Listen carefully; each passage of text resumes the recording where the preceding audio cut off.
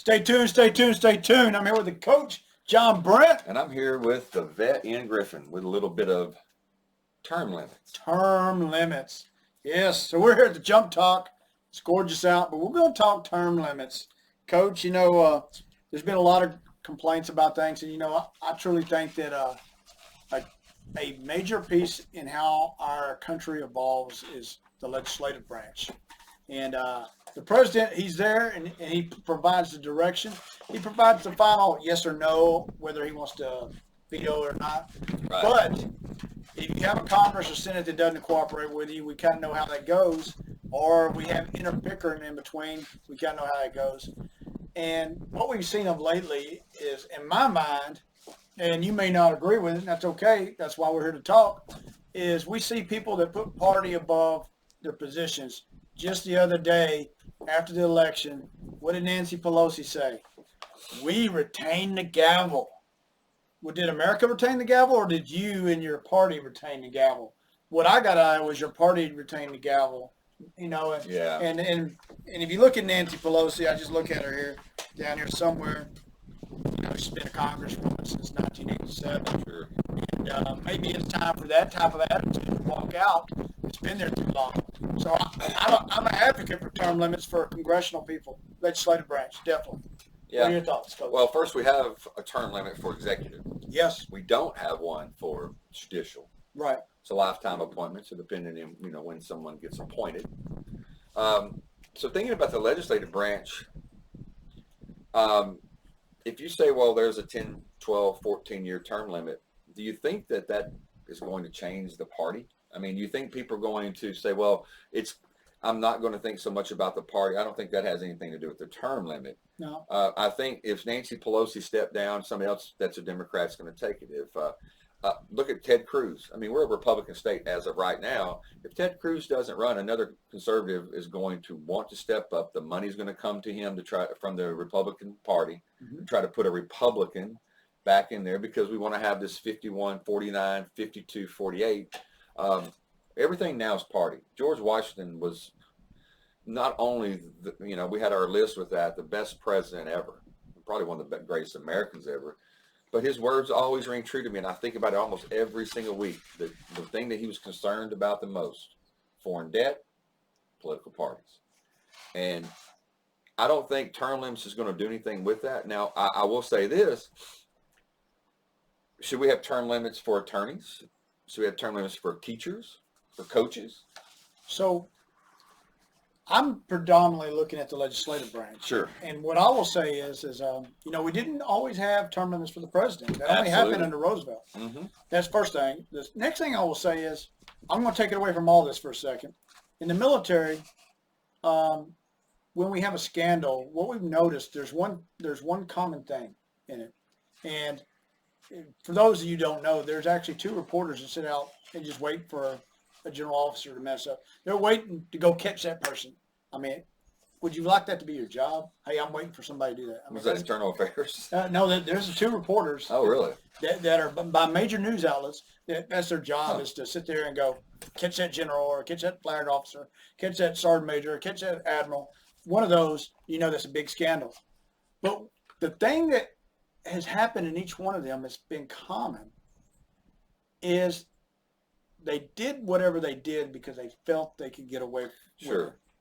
Meaning that they were comfortable enough in that position. Mm-hmm. So in the military, we rotate leaders out every 2 years. We just do. Now, there are some positions that we allow them 3 years, but we go, you grow and evolve, you grow and evolve, you grow and evolve. So in Congress, you have somebody sitting there over 20 years. Are they growing and evolving? Or are they comfortable with what they can get away with now and what they have to do? And that is my major sticking point, is at 20 years, they are very comfortable in their skin that the nation will take care of them financially in their role. But I'm not sure we're getting compensated back on them working across the aisle after 20 years, because they go, well, you're the new congressman. You need to answer to me, even though you're in this party or you don't see eye to eye. Well, and I hate to say it this way, if this was 70 years ago, I think we would both have a better argument. I believe that there is such a political divide, and the political divide is so wide.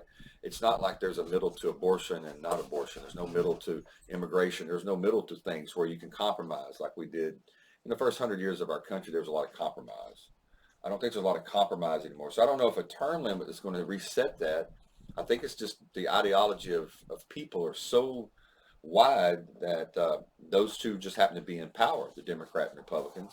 But I mean, we were talking about it the other day in class. It's like, what are you going to compromise on with pro-life and pro-choice? What are you going to compromise on the socialism and not socialist type program? Where is there a compromise anymore in government? So one of the things I'll say, Coach, to kind of counter this is when you take the first term congressmen and first term senators that have never done anything else at the federal level, and you ask them during their first term at the tail end of it, what's the biggest surprise? It's the lack of compromise. Sure. So if we have term limits and I have all these first termers come in, there's potential to have more compromise because they went in thinking they're going to compromise with people. But, after they got old and crusty and got set in their ways and fall asleep through half their meetings and things of that nature, Yeah. I look at it both ways. I understand what you're saying. Well, if we go in knowing that 20 years is a long time to do something anyway. If you say, well, you get 20 years, if you're 4 or 5 years in and you have a great ideology of, I want to be a progressive, I got 15 more years. What am I going to change? No, you're not going to change. You just know that at the end of your 15 more years, somebody else is going to come in that's probably in your district. If they voted you in for 20 years as a Democrat, they're going to vote in another Democrat. No, I don't dispute that. I just think that you need younger, more energetic blood in. Well, look what that does to us now. Well, there's challenges with that. Yeah. But I'll just say this is when we look at the senators, we have 100 senators, and 18 of them are over 20 years right now. And if you take anybody from the opposite party, they'll be like, I need them to go. I need them to go. I agree. Not because they're the opposite party, but I just look at Patrick Leahy since 1975. We watched him just a few weeks ago, and I'm like, dude, why are you not retired? Why are you not dead? Yes, and I don't mean that in a bad way, but Jesus, man, you should not be there. I'm sorry. You should not. Find somebody else, somebody a little more young. And I'm not here against people that are old. I'm here at people's capacity and willing to compromise is my major issue. Yeah. And then you go to Congress, there is 54 people with over 20 years in Congress. And it is kind of one-sided. There's 41 Democrats and 13 Republicans. And what that tells me is, and I'll say it, is the Democrats not good at building their bench below that, or there's some, the 41 are very greedy and not wanting to give it up. One of the two. Well, you also have to think about it this way, and as you were talking about it, it's kind of got me thinking this way: is what is the will of the people, though? We can't think about that. If the will of the people in their congressional district or in their state want that person to be in Washington fighting for them, and they're happy with it, then they're going to reelect them. If they're not happy with them, they're gonna vote somebody else in. So if we take that to say, well, we're not even going to give you that option anymore, we're going to give you someone else. Are we giving them what the people really want? So I will say this is probably a great example has happened here in Texas. John Cornyn just became senator again, and he ran against Hager. Right. And he beat her out, and he won. Realistically, though, if you look at John Cornyn, there was rumors that he would step down at the end of this last term. There was talk about that, and there was nobody possibly going in there that they felt suitable that could probably compete with somebody like Hager. And, so it's still political. It is very political. I'm not disputing. No, yeah, that's what I'm saying. I don't dispute that at all. I just think that if I put John Brent Bachman into Congress and say, dude, you've got 20 years. In 16 years, I think you'll have a little bit more vigor if you know that you only got 4 years left to do whatever you're going to do. Whereas if I'm going to sit there since 1975, I can still do what I want because I'll still be there whenever I want to run. Well, I do think we have to look at do what I want because I go back to that whole point. And I love that we have some disagreements sometimes. It doesn't happen a lot. Not a lot, but it's okay. It is. But I will say this. If you say, well, this person has to get out of office because there's a time limit for them. Not a term limit, but a time limit. But the voters in that district keep voting them in because they like the job they're doing, or they wouldn't. Or they vote them in because they don't want the other person. Exactly. I mean, but that's the will of the people in that district or the will of that state. I don't think we're dealing with it like a king issue where, George Washington stepped down after 8 years because he didn't want it to be looked at as the king. I don't think we're looking at it that way. We have one person in one district or one state. There's still 50 others. But I don't want to get to a point where we're taking it away by a time limit. Or we're going to start doing that with the Supreme Court. So I'll name 4 names, and you tell me they don't have a king complex. Mm-hmm. You think Nancy Pelosi? Well, yeah, they have that. Okay, you think Mitch McConnell or Chuck Schumer don't have that kind? Sure. And so that's my whole deal is realistically we would probably have a better Congress and a better Senate if those would just move on after 20 years. That's my. Or we have AOC in Pelosi's place, and you might have even more radical. We may even have that here soon. You're sure you might. And so a scenario I threw at my wife. My wife goes, and we're kind of moving away from term limits for a second, but she goes, "Hey, heaven forbid if the new president puts AOC in a cabinet position." I said, "No, it's not." I said, because I honestly don't think somebody in New York can beat AOC in her congressional seat. But now that you pulled her out, now that you have some vulnerability there, right. and probably a great example is John Cornyn. Yeah. If he steps down in the next few years, I don't know what the rules are in Texas for replacing his successor, but if the governor has it like in some states where he replaces his successor, Ratliff doesn't have a job anymore, that would probably be a logical choice. Not that I'm saying that's who it should be. That depends on who the governor is at the time, because 6 years as senator, there might be another governor in between that time, and they may say, "Oh no, maybe this person should be it."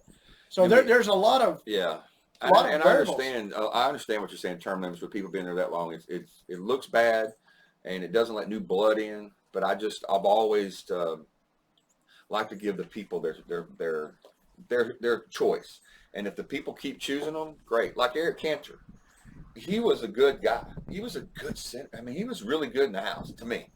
He was really rocking and rolling.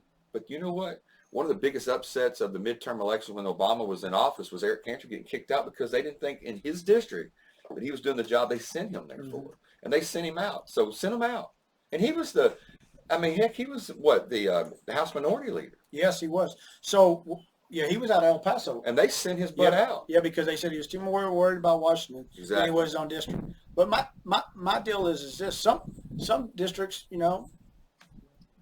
they put them there. They like them. But I promise you, if we would have not had the rule since Roosevelt, Obama would have ran another 4 or 8 years. Well, no, I understand that. We have that in the Constitution, but I understand what you're saying. We've amended it to that, and my deal is they would still vote for him. Anybody probably would. The majority would at least. And so I don't think we're canceling out people's say. I'm saying is we're putting a boundary on the end state of it. And I can take my personal thoughts out of that and say, look, if the people or us decide we want to amend the Constitution, and we amend that to say we're going to have term limits of 3, 4, 5, whatever it is, and we all agree to that, or the majority agree to that, kind of like we did with the president, with other things, let's do it. But I just don't think that, I can tell you right now, the Congress is not going to vote for term limits. The Congress will not do it because that's imposing on themselves. Right. They'll do term limits on the judicial branch in a minute before they would on themselves. And the judicial branch is the one branch, although there's stories that I could tell of one member who's no longer there, that they said that what we saw on TV and what we saw in the private room lost some of their bearings, Well, I just think that whenever you lose your bearings. You got to try to take politics. That's why it was initially done, so there wasn't a limit, so it wouldn't be political. Once you're on there, you're there for life until you decide you're done. And but I'll say this is, we heard during the Amy Coney Barrett hearings that before it started, the Democratic Party wanted to limit Dianne Feinstein from talking at all because they didn't want us to see her in her true state. Sure. And which, if we're that case, maybe it's time to retire. It's just time to retire. And we got a list of them that it's time to retire. That's just my thoughts. Sure. And I think some of the parties need to be a little bit more reining into their own parties for the best of the country, but that's not what it is. They look at it as, how many seats do I have? How many votes do I have against the other party? And that's what's going on right now with the whole thing with the Senate that's going to come down to Georgia. It is such a huge thing that's going to happen in Georgia just because of the 51-49. Yeah, that is huge. And we'll see how that pans out. All right. So, Coach, I think this was a good topic. We want to hear your thoughts on what you think about the term limits. Teach know, me something. Tell me yeah. what you think, people. Yeah, tell us how you would guide it, or leave it alone. Either way, let us know. So, from the coach. To the I vet. missed it. That is, he caught me there. I wasn't looking. So to the vet, yes. So hey, stay tuned.